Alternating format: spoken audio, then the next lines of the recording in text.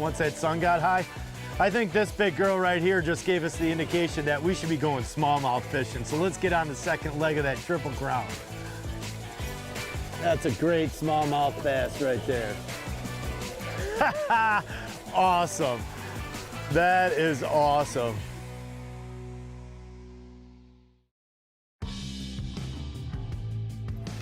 He threw it. Nope, he's there. He's there.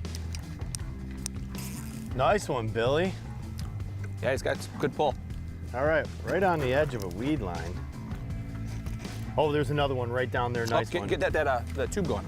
I'm just trying to get yours in that. Here we go. Here we go. I can probably get. There we go. You got him.